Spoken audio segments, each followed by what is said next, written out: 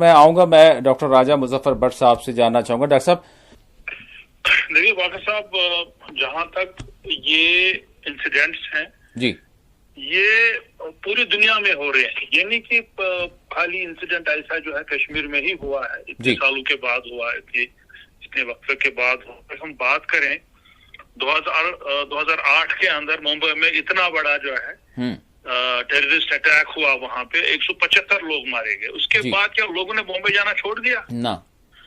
ऐसी दुनिया भर में इवन वर्ल्ड ट्रेड सेंटर पे अटैक हुआ न्यूयॉर्क में, क्या उसके बाद लोगों ने वहां जाना छोड़ दिया? नहीं।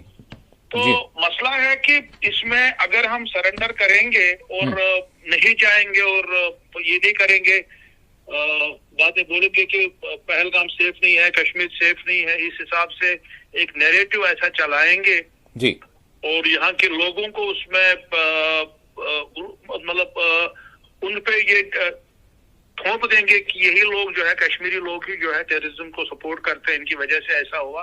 This is really unfortunate. और ये एक नैरेटिव चलाया गया है बहुत सारे मीडिया चैनल्स पे जी, और जिसकी वजह से जो है बाद में एक माहौल जो है खौफ का माहौल पैदा हो गया पूरे मुल्क के अंदर। और उसमें जो है मतलब हमारे सियासी लीडरान का एक इम्पोर्टेंट रोल था जी, खासकर बीजेपी के जो लीडर्स हैं, हाँ, हमारे होम मिनिस्टर हैं, प्राइम मिनिस्टर हैं, उनको जो है जिस तरीके से उनको बात करनी थी उस तरीके से उन्होंने बात नहीं की। उनको बाज़ाब्ता यहाँ पे आना था, पहलगाम में आना था, मोदी साहब को आना था, श्रीनगर में आना था, होम मिनिस्टर को आना था और यहाँ से ऐलान करना था जी, भाई कोई खतरा नहीं है, आप आ जाइए, ताकि एक भरोसा पैदा होता, एक भरोसा बन जाता। मगर जो जिस तरह से उन्होंने बात नहीं की जी, उससे जो है अवाम में जो है भरोसा नहीं है। अगर एक मुल्क के होम मिनिस्टर बात करते हैं ऐसे जी, कि एक भरोसा दिलाते लोगों को कि हमें इसके खिलाफ उठना है, फाइट करना है जी, अगर हम आना ही छोड़ देंगे, that means we have surrendered before those people. जिन लोगों ने काम किया है हमने उनके सामने सरेंडर कर दिया है फिर जी।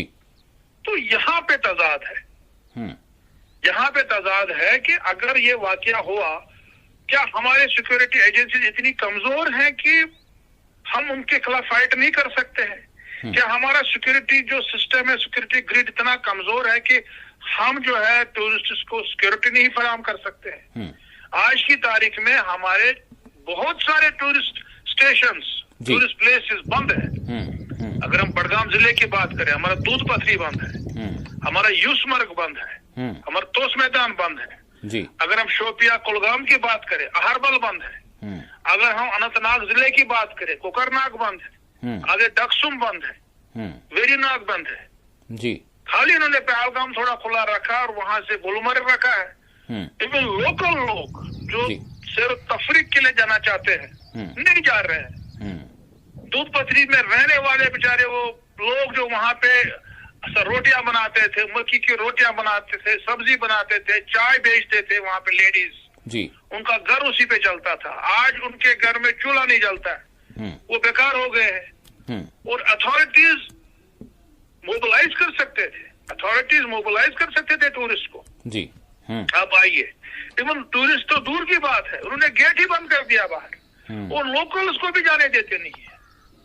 तो ये किस तरीके का ये सिस्टम है जी? मुझे लगता है कि इस पे सरकार को सोचना चाहिए और सरकार को फाइट बैक करना चाहिए, उनको लोगों को हौसला देना चाहिए जी। यहाँ की जो ट्रैवल एजेंसीज है, टूर ऑपरेटर्स है, होटलियर्स है, शिकारा वाले हैं जी, घोड़े वाले हैं, जो टूरिस्ट ट्रेड के साथ वाबस्ता है डायरेक्टली और इनडायरेक्टली जी, उनको हौसला देना है, उनके कांधे पे हाथ रखना है, तो आप चलो हम आपके साथ हैं। ऐसा नहीं कि आप तमाम टूरिस्ट प्लेस को बंद कर दें, वहां कोई नहीं जाएगा। 3-3 फुट की घास उगी है वहां पे जी, एक इंसान को भी वहां पे कोई अलाउ नहीं है। यूसमर्ग में, तोस मैदान में, दूध पथरी में जी, यहाँ पे अपन क्या बोल अहरबल में जी, वेरीनाग तक मुझे किसी ने परसों बोला वेरीनाग में भी अलाउड नहीं है, डकसुम में नहीं है, त्राल शिकारगाह में नहीं है। ये हमारे ऐसे ऑफ बीट टूरिस्ट डेस्टिनेशंस थे, वहां पे भी बंदिश लगाई है। तो दिस इज रियली अनफॉर्चुनेट जी। तो सरकार को तो आगे आना था, सरकार को लोगों को हिम्मत दिलानी थी। अगर सरकार ही सरेंडर कर ले तो लोग क्या करेंगे फिर? ठीक है फारूक साहब, मैं